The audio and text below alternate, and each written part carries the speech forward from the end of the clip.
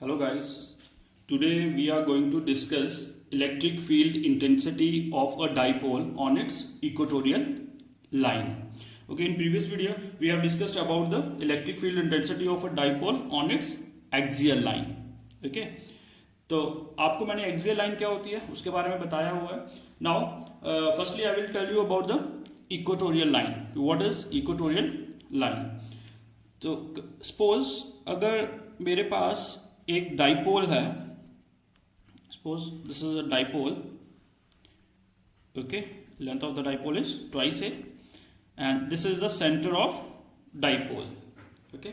So कोई भी line जब इस सेंटर से पास करेगी, ठीक है, और वो perpendicular to the length of the dipole होगी तो वो उसकी इक्वेटोरियल लाइन होगी. फॉर एग्जांपल जैसे ये लाइन, ये एक स्ट्रेट लाइन सेंटर से पास कर रही है इसके और परपेंडिकुलर है किसके, लेंथ ऑफ द डाइपोल के, तो ये आपके पास क्या कहलाएगी, ये जो लाइन है ये इक्वेटोरियल लाइन है किसके, डाइपोल की, इलेक्ट्रिक डाइपोल की.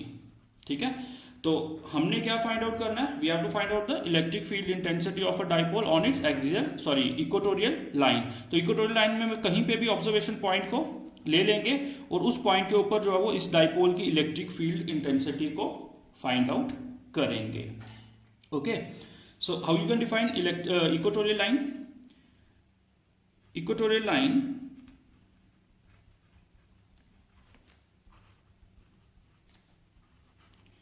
of a dipole is a line passing through the center of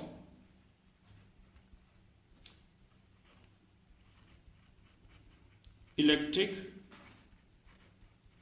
dipole and perpendicular to the length of the dipole, length of the dipole. तो ये चीज मैंने आपको बताई कि इक्वेटोरियल लाइन जो है वो हमारे पास क्या होती है, line which is perpendicular to the length of line and also passing through the center of the dipole. Okay, so this is the definition of equatorial line. Now let's start electric field intensity of a dipole on its equatorial line. Okay,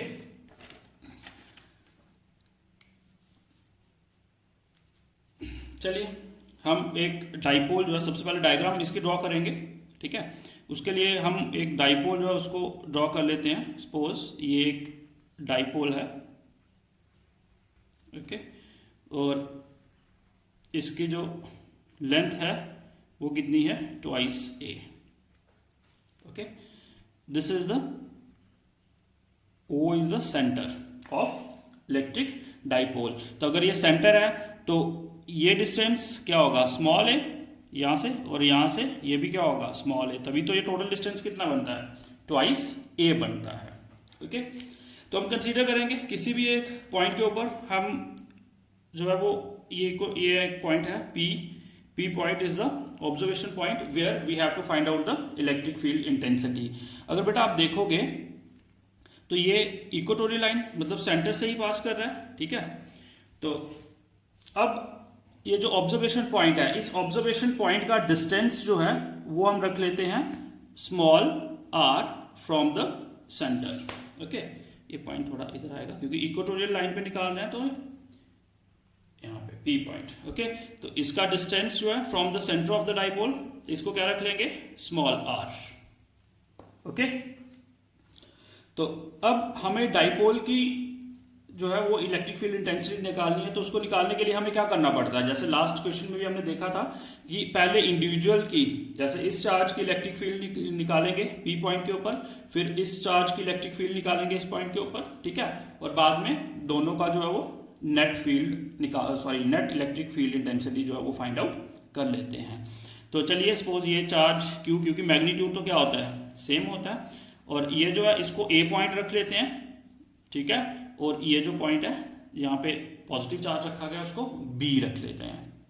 okay, तो अगर आप देखोगे कि अब यहां पे हम positive test charge जो है वो प्लेस करेंगे, ठीक है, जैसे हमने प्रीवियस क्वेश्चन में भी किया था। तो यहाँ पे positive test charge, unit test charge जो वो प्लेस किया हमने। तो अब ये जो नेगेटिव चार्ज है ये इस पॉजिटिव चार्ज को अपनी तरफ क्या करेगा, अट्रैक्ट करेगा। ठीक है, तो अगर ये इसको अट्रैक्ट करेगा तो मैं यहाँ पे इस तरीके से इसको ड्रॉ कर देता हूं। ठीक है, अब फोर्स जो है वो किस तरफ लगेगी, अगर ये अट्रैक्ट हो रहा है तो बेटा फोर्स जो है वो इस तरफ लगेगी ना। Okay,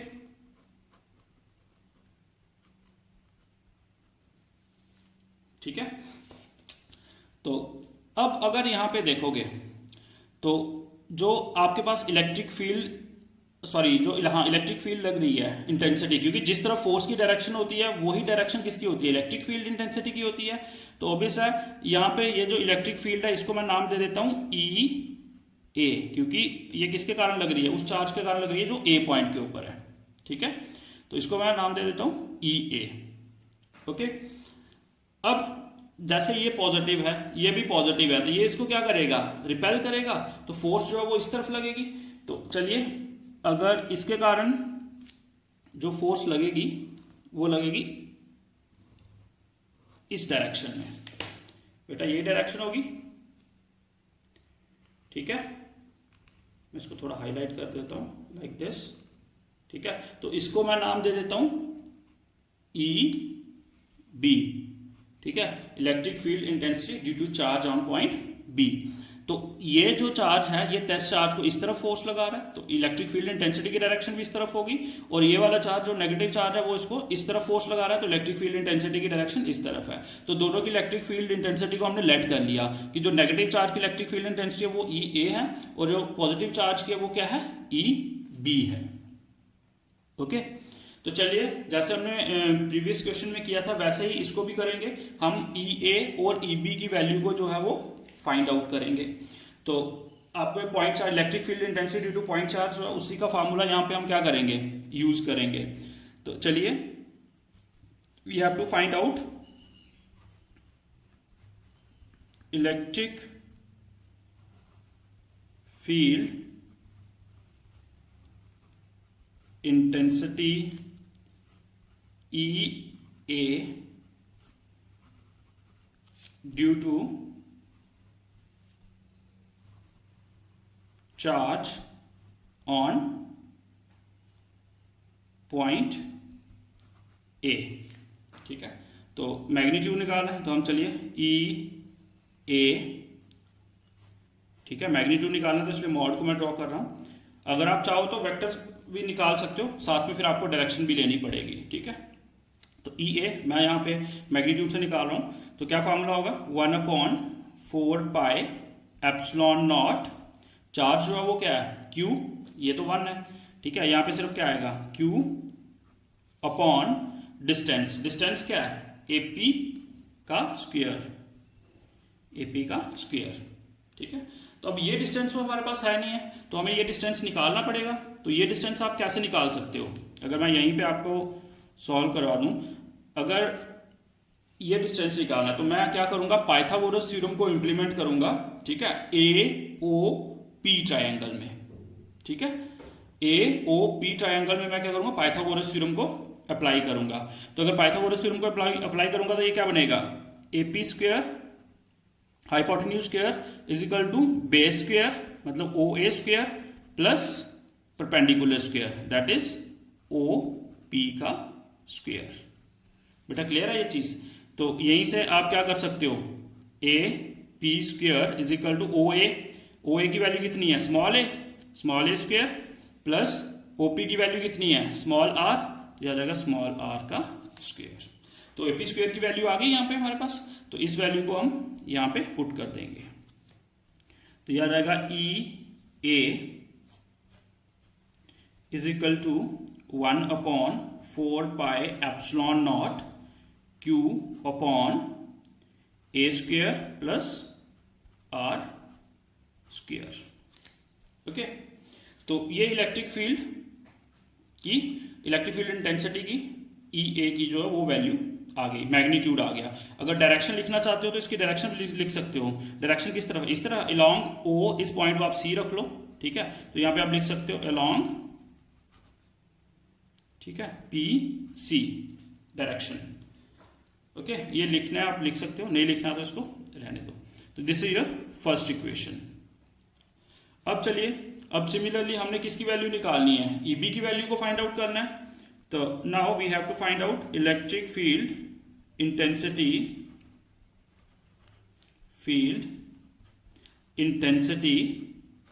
EB.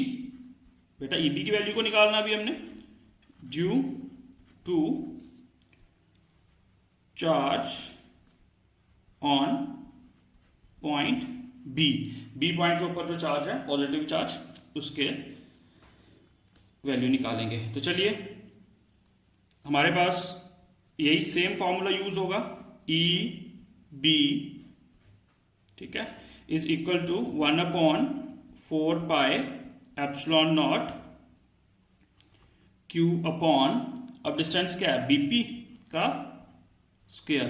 तो बेटा बीपी स्क्वायर, यहां पे भी अगर आप देखोगे बेस स्मॉल ए है, परपेंडिकुलर स्मॉल आर है, तो हाइपोटेन्यूज भी क्या बनेगा आपके पास, सेम यही बनेगा। बीपी स्क्वायर भी आपके पास क्या आएगा, ए स्क्वायर प्लस आर स्क्वायर। तो आप यहाँ पे लिख सकते हो, यहाँ पे स्क्वायर है, अगर सिर्फ बीपी की वैल्यू लिखनी है तो वो क्या बन जाएगी, under root A square plus are square. वैसे ही यहाँ पे भी आपके पास इसकी वैल्यू क्या बन जाएगी, under root A square plus are square. ठीक है, तो ये हमारे पास वैल्यू आ गई बीपी की भी। तो चलिए बीपी की वैल्यू को यहाँ पे पुट कर देते हैं, E B vector is equal to 1/4 pi epsilon naught Q upon A square plus are square. ठीक है, इसमें भी आपको सेम इसी तरीके से क्या करना है, इस किस triangle B O P triangle में पाइथागोरस थ्योरम को इंप्लीमेंट करना है। तो बेटा आपका आंसर सेम यही आएगा।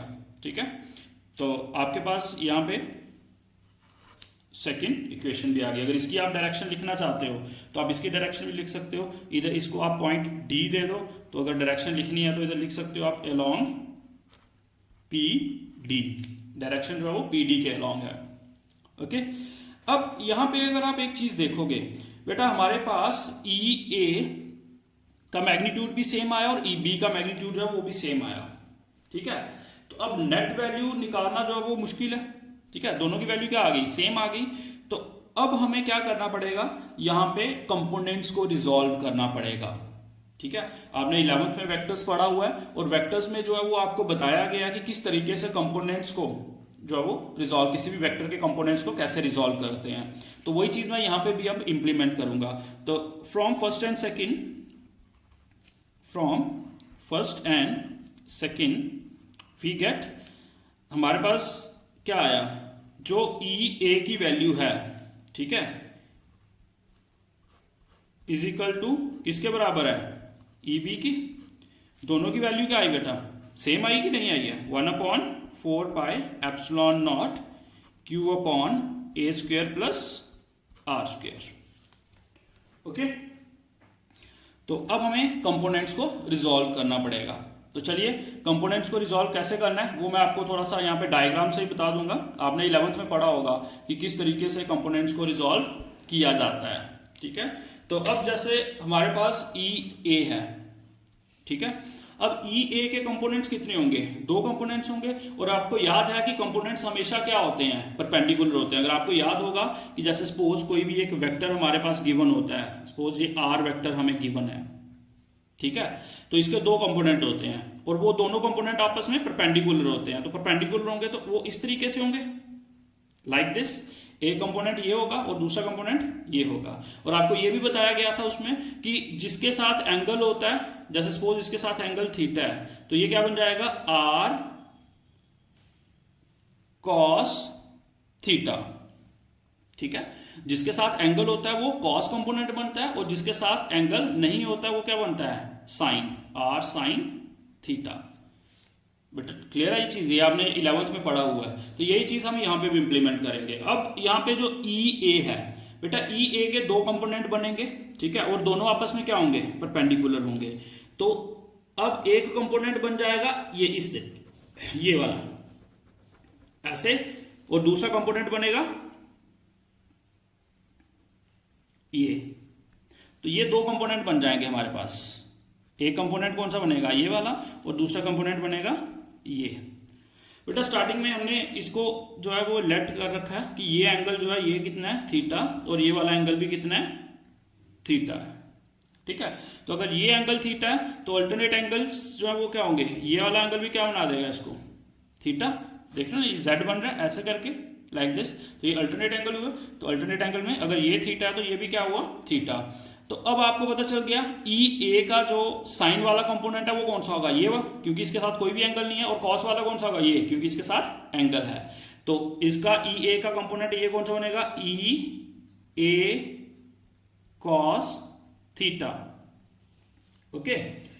और यहां पे कौन सा बनेगा, ई ए साइन थीटा। बेटा क्लियर है ये चीज, ठीक है। ये ई ए कॉस थीटा और ई ए साइन थीटा बन गए। हम मैग्नीट्यूड ले रहे हैं, चलो इसको वेक्टर नहीं मैग्नीट्यूड लिखूंगा मैं सिर्फ, ठीक है। ये आगे किसके, ई ए के कंपोनेंट, ई ए साइन थीटा और ई ए कॉस थीटा। अब सिमिलरली अब हमें कौन से कंपोनेंट बनाने, ई बी के कंपोनेंट भी बनाने हैं। तो अब ई बी के दो परपेंडिकुलर कंपोनेंट, एक तो बेटा ये स्ट्रेट बन जाएगा सीधा ऐसे करके लाइक दिस,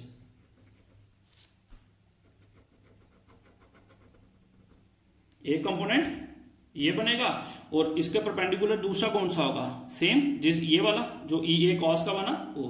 तो अब ऑब्वियस है यहां पे जो एंगल है, ये एंगल जो है ये भी क्या होगा इसके साथ, ये भी थीटा, ठीक है। तो अब देखिए अगर ये थीटा है और ये इधर एंगल नहीं है तो ये साइन बनेगा, फिर इसको क्या लिखेंगे, ये कौन सा कंपोनेंट बनेगा, ई बी, क्योंकि अब ई बी के हम कंपोनेंट ले रहे हैं तो यहां पे क्या लिखेंगे, ई बी साइन थीटा, ठीक है।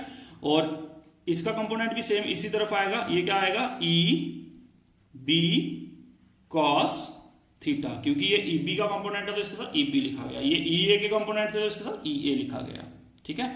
साइन वाला जो विदाउट एंगल है और कॉस वाला जिसके साथ एंगल है, ओके। तो ये हमारे पास कंपोनेंट्स सॉल्व हो गए। अब हमने इन्हीं कंपोनेंट्स की हेल्प से जो है वो क्या करना है, इसको सॉल्व करना है। तो अब अगर यहां पे आप देखोगे बेटा ये जो दो कंपोनेंट हैं ई ए साइन थीटा और ई बी साइन थीटा, बेटा ये इक्वल है और साथ में क्या है, अपोजिट डायरेक्शन में है। तो ये दोनों एक दूसरे को क्या कर देंगे, कैंसिल कर देंगे। तो कहने का मतलब जो साइन वाले कंपोनेंट हैं ये हमारे काम नहीं आएंगे, क्योंकि ये इक्वल और अपोजिट है, जिसके कारण ये क्या हो जाएंगे, कैंसिल। लेकिन हमारे पास ये जो कंपोनेंट है ई ए कॉस थीटा और ई बी कॉस थीटा, ये मैग्नीट्यूड भी सेम है और इनकी डायरेक्शन भी क्या है, सेम है, ठीक है। तो हम इन दोनों को क्या कर लेंगे, ऐड, ओके। ये आपको वेक्टर्स में पढ़ाया गया है सारा 11th में। तो इन दोनों को सेम डायरेक्शन में है तो दोनों को ऐड करेंगे, ये अपोजिट डायरेक्शन में तो ये क्या हो गए, कैंसिल हो गए, ठीक है। तो चलिए अब हमें ये जो कॉस के कंपोनेंट है ई ए और ई बी, ये हेल्प करेंगे क्या, net electric field intensity of dipole को फाइंड आउट करने में, ओके। तो हम क्या करेंगे, जो नेट इलेक्ट्रिक फील्ड इंटेंसिटी या रिजल्टेंट इलेक्ट्रिक फील्ड इंटेंसिटी है उसको फाइंड आउट करेंगे। तो चलिए, therefore net electric field intensity E, ठीक है, at P is given by, क्योंकि ये तो इंडिविजुअल की निकली थी ना, अब नेट जो है वो इसकी पूरे डाइपोल की निकलेगी। तो हमें क्या करना है, दोनों कंपोनेंट्स को ऐड करना है। तो मैं इसको ऐसा लिख सकता हूं, E is equal to E A cos theta plus E B cos theta. बेटा ये चीज क्लियर है, ठीक है। हमने इन दोनों कंपोनेंट्स को क्या कर लिया, ऐड कर लिया। अब अगर मैं इसको ऐसे लिख दूं, is equal to twice E ए, या इधर ई बी भी लिख सकते हो, कॉस थीटा, तो कोई फर्क पड़ेगा, क्यों, क्योंकि आप अगर देखोगे ई ए और ई बी जो है वो क्या है, इक्वल है। तो मैं ई ए और ई बी की प्लेस पे भी ई ए लिख सकता हूं, ठीक है। तो ई A plus E A, twice E A, cos theta common है तो ये क्या बन जाएगा, twice E A cos theta, okay. अगर आपको नहीं है तो यहाँ पे आप ऐसे, मैं इधर थोड़ा सा बता देता हूँ कि ये स्टेप कैसे आया। मैं ई बी की प्लेस पे जैसे लिया ना आपने, E is equal to E A plus E A, ठीक है। ई बी की प्लेस पे भी ई ए लिखा, और कॉस थीटा को क्या लिख लिया मैंने, कॉमन। तो ये क्या होगा, ई ए ट्वाइस ई ए इंटू कॉस थीटा। क्लियर है ये चीज बेटा? तो चलिए अब हम यहाँ पे वैल्यू पुट करेंगे, E is equal to twice E A. देखिए अगर आप ई बी लेते तब भी आपको यही वैल्यू पुट करनी थी, ई ए लोगे तब भी यही वैल्यू पुट करनी है आपको, ठीक है। तो इसलिए हम यहाँ पे अब चलिए ई ए की वैल्यू को पुट करते हैं। ई ए की वैल्यू कितनी है, 1/4 pi epsilon naught Q upon A square plus are square, ठीक है, इंटू कॉस थीटा। ओके, तो चलिए अब कॉस थीटा की वैल्यू क्या होगी। आप बेटा कॉस थीटा की वैल्यू को निकाल सकते हो, निकाल सकते हो इजीली। कैसे, कोई भी डायग्राम में से कोई भी एक ट्रायंगल ले लो, जैसे सपोज ये वाली ट्रायंगल ले लेते हो आप, मैं यहीं पे निकाल देता हूं, ठीक है। जैसे आ जाएगा इन ट्रायंगल कौन सा, A O P cos theta is equal to, cos theta क्या होगा, बेस अपॉन हाइपोटेन्यूज, ठीक है। तो बेस क्या है यहां पे इसका, A O that is small A, upon hypotenuse क्या है, एपी। तो एपी स्क्वायर की आपने ऑलरेडी वैल्यू निकाली है यहाँ पे, तो अगर एपी की निकालनी है तो स्क्वायर इधर जाएगा तो इसका रूट बन जाएगा ना। तो यहाँ पे एपी की वैल्यू कितनी आ जाएगी, under root A square plus are square, ठीक है। तो कॉस की वैल्यू जो है वो मैं यहाँ पे अब पुट कर दूंगा। तो ये आपके पास बन जाएगा E is equal to twice into 1/4 pi epsilon naught Q upon A square plus are square into cos theta की वैल्यू ये A upon under root A square plus are square. तो यहां पे लिखूंगा A upon under root A square plus are square. बेटा clear है ये चीज, ठीक है। तो अब हम चलेंगे नेक्स्ट उस पे। अब आगे क्या होगा इसका, अगर आप देखोगे तो जैसे ये वैल्यू है हमारे पास,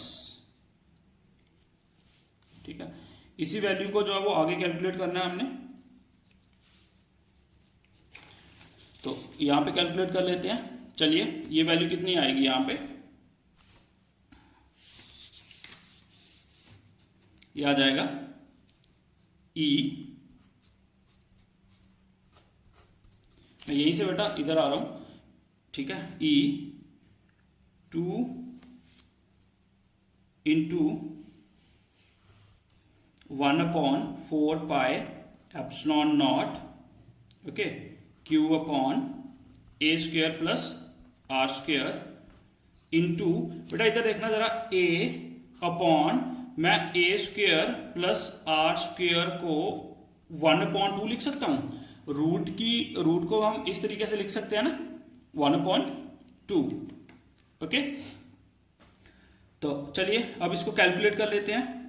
अगर हम कैलकुलेट करेंगे तो यह आ जाएगा E is equal to twice of, अब इधर एक चीज ध्यान से देखना, ये Q इंटू ट्वाइस ए, ये ऐसे बना ना, Q इंटू ट्वाइस ए, ये न्यूमरेटर जो है, ठीक है।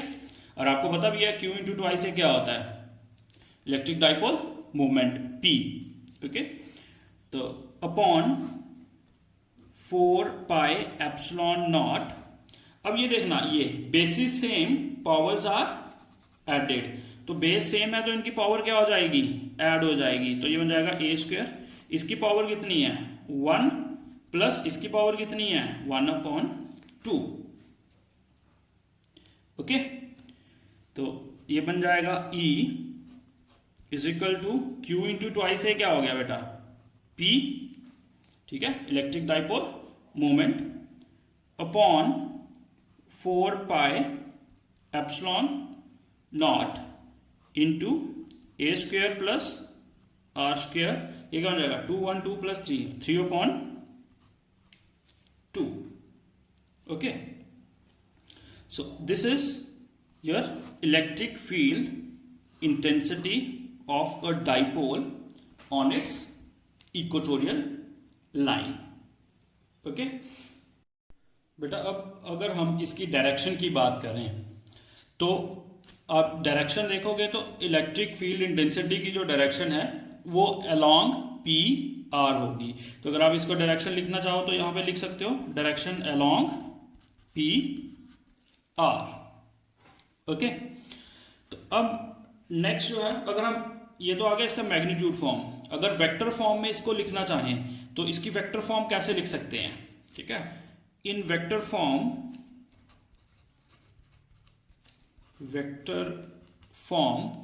ये जो आपके पास इलेक्ट्रिक फील्ड इंटेंसिटी E है इज इक्वल टू, ये माइनस पी आएगा. ये माइनस पी क्यों आया ये मैं अभी बताता हूं आपको.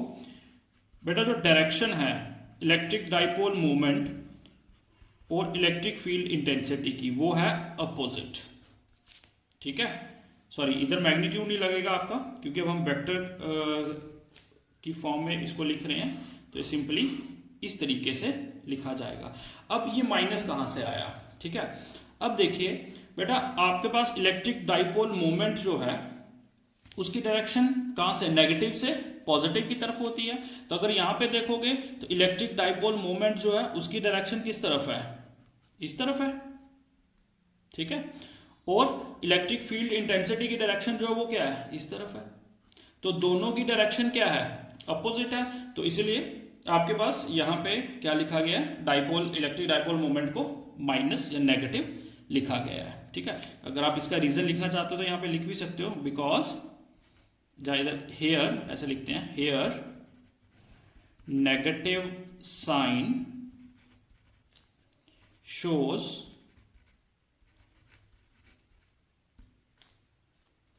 opposite direction of electric field intensity with respect to electric dipole. Okay, तो ये इसकी वेक्टर फॉर्म आ गई. तो अब अगर आपको याद होगा तो बेटा, जब मैंने एक्सियल लाइन के रिलेटेड आपको एक क्वेश्चन करवाया था तो उसमें हमने एक स्पेशल केस लिया था और उस स्पेशल केस में आपको बताया था कि if the dipole is very small.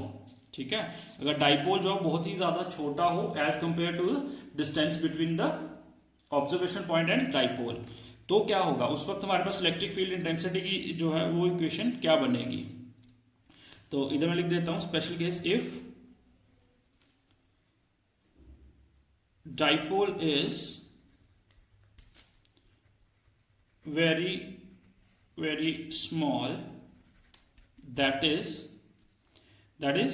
जो आपका ट्वाइस ए है, लेंथ ऑफ द डाइपोल बहुत ही ज्यादा छोटी है as compare to distance R, then उस केस में हम क्या करते हैं, A square can be neglected.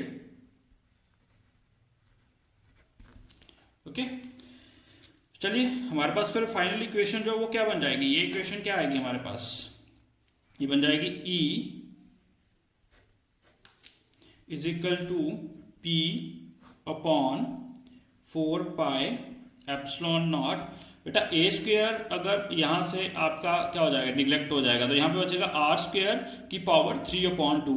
2 और 2 कैंसिल हो जाएगा, तो आपके पास सिर्फ क्या बचेगा, आर की पावर 3. ठीक है, so this is electric field intensity when electric dipole is very small. तो यहीं से आपको एक चीज ये भी पता चल रही है कि जो इलेक्ट्रिक फील्ड इंटेंसिटी है वो inversely proportional to the cube of distance है. ठीक है, so this is all about the electric field intensity of a dipole on its equatorial line. बेटा, जैसा कि मैंने आपको पहले भी बताया हुआ है कि ये दोनों questions, electric field intensity due to of a dipole due to axial line and due to equatorial line, तो दोनों में से एक क्वेश्चन जो है वो आपको एग्जाम में जरूर आता है, चाहे वो स्टेट बोर्ड के कैंडिडेट्स हैं चाहे वो सीबीएसई के कैंडिडेट्स हैं. ठीक है, और ये लॉन्ग आंसर में इन दोनों में से एक जरूर पूछा जाता है. ठीक है, मैक्सिमम चांसेस होते हैं इसके पूछने के। Okay, thank you.